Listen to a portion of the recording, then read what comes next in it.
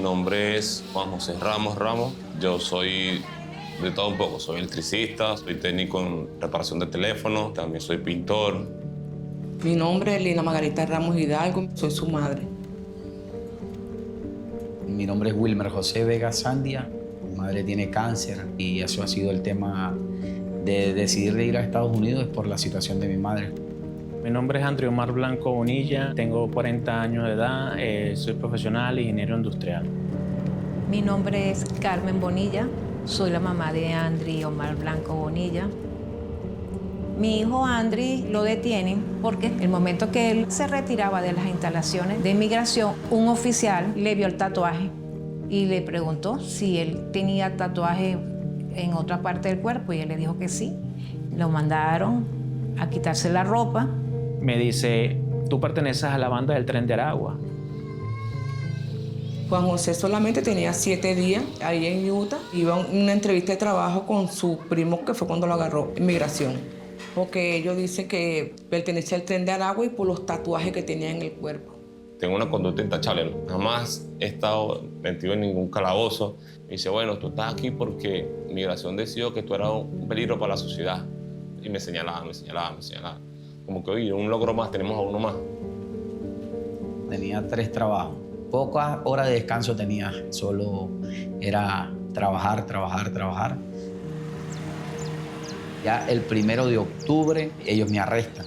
Vamos a una oficina de migración y ahí ellos es donde me dicen que yo soy miembro activo del Tren de Aragua. Me dicen que las pruebas de ellos es mi tatuaje por tener una rosa y un reloj. Ellos me envían a un centro de migración en Luisiana, el cual tuve 6 meses detenido hasta que fui llevado a El Salvador. Ahí empezó la película de terror.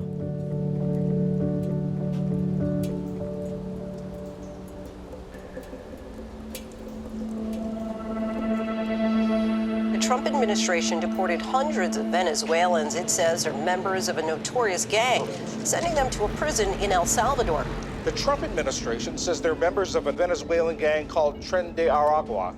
Salvador Center for Terrorism Confinement, known as SICAT, is the largest prison in the Americas and is infamous for its harsh conditions.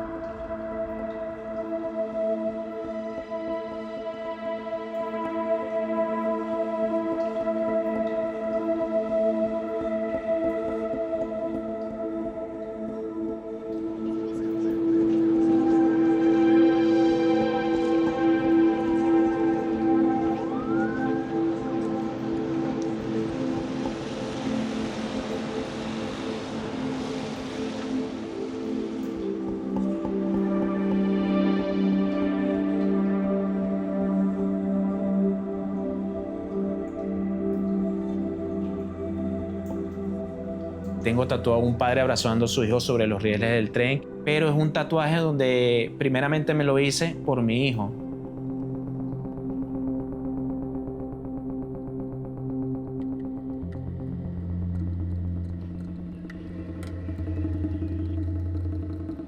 Subió un oficial de allá del Salvador, nos dice, o se bajan por las buenas o se bajan por las malas. ¿Cómo se van a bajar? No nos vamos a bajar. Ah, bueno, por las malas. Y nos empezaron a golpear con los rótulos. Nos dijeron, bienvenidos al SECO, Centro de Confinamiento Antiterrorista. Aquí se van a morir. Miedo, terror. Sabía que lo que venía no era fácil. Nos hacían hincar en contra de nuestra voluntad y a golpes. Hubieron muchas personas que gritaban, pedían ayuda, auxilio. Las esposas estaban a un punto tan apretadas que nos hicieron lesiones en los tobillos, muchos botaban incluso sangre porque nos cortábamos con las mismas esposas. Vulgarmente nos decían, camina. Yo recuerdo que le dije al oficial, no puedo caminar, si me aflojas las esposas, yo puedo colaborarte, pero no puedo caminar. Fui golpeado al punto de que me desmayé. Me llevaron arrastrado hasta que llegamos al módulo, me tiraron, pegué mi cabeza contra el piso, me despierto y le decía a Dios, ¿por qué estoy aquí? Cuando yo veo las noticias del Salvador del domingo, me angustié. Yo ya presentía que él estaba allá. Me puse a a ver la foto que publicaron en El Salvador y lo reconocí. Me sentí como madre un dolor muy grande, muy profundo al verlos todos a ellos ahí pidiendo auxilio. Sentí que el mundo se me vino abajo y me empezaron a meter de 10 a 15 personas por celda. La comida sabía a jabón, era impresionante, los baños asquerosos, tomábamos agua de la misma que nos duchábamos. En las cloacas, cañerías de aguas negras dentro de la celda. Hubieron personas que tuvieron enfermedades respiratorias a raíz de eso. Las paredes llenas de moho. Dormir en la lata porque las camas son de hierro. Yo decía, ¿qué tiempo vamos a soportar esto? ¿Cuánto tiempo vamos a aguantar? El precio de tener una buena higiene dependía de una paliza. Yo me quise bañar escondido y me vieron, pues. Me sacaron al pozo, a la isla, y me empezaron a golpear. Y un oficial me pegaba, o sea, a los oídos como para que yo me escandalizara, y luego en la sien, ¿sabes? Aquí.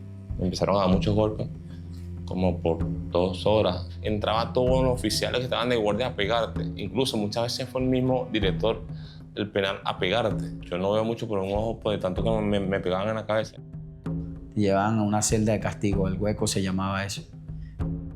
Eso es una celda que está sellada totalmente, solo tiene un orificio donde entra un rayito de luz nada más. Ahí podías estar 12 horas, 24 horas, 16 horas dentro de ese hoyo. Ahí durabas el tiempo que ellos quisieran. Recibo un golpe en mis partes íntimas, como diría, de una patada que me dieron, y aún estoy padeciendo de eso. Decíamos, yo prefiero morirme o suicidarme yo que seguir viviendo esta experiencia.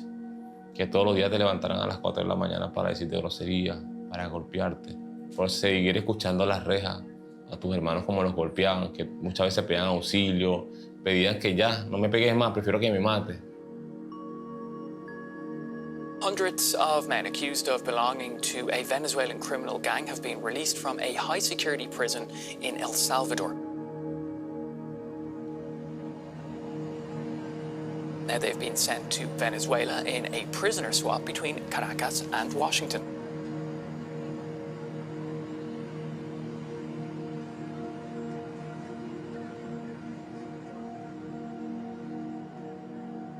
De repente me dice, prendan el televisor porque está hablando del vuelo que llegaba, y ahí yo terminé de confirmar, mi hijo regresa a casa.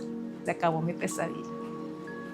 Era volver a tener a mi hijo en mi brazo como la primera vez que nació.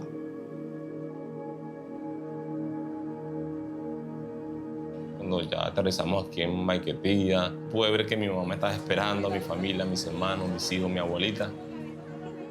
Eso fue el mejor recibimiento que pudimos tener. Todavía me ha costado asimilar que estoy en la calle. No va a ser tan fácil de olvidar la pesadilla que pasamos. Ahora voy a donde mi madre, voy a estar con mi madre, la voy a cuidar, la voy a proteger, voy a dedicarle el tiempo que Dios permite.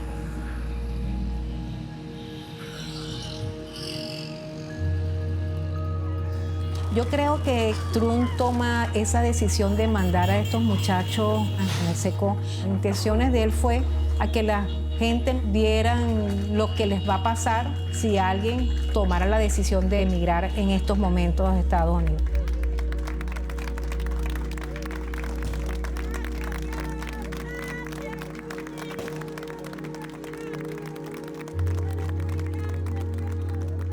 No solamente puso a sufrir muchachos, tenemos madres, padres, esposa, hijos, mucha persona que sufrió.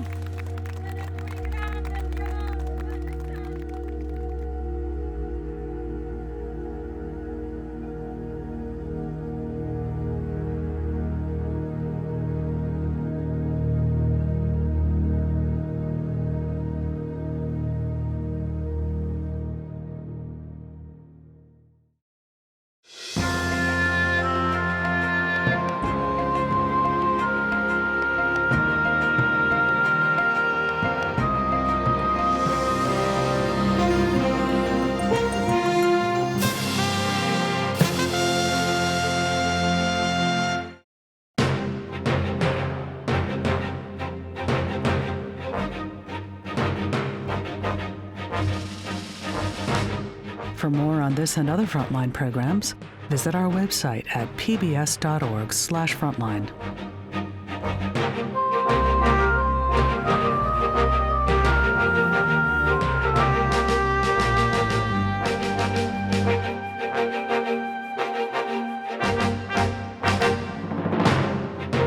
Frontline Status Venezuelan and Surviving Secot are available on Amazon Prime Video.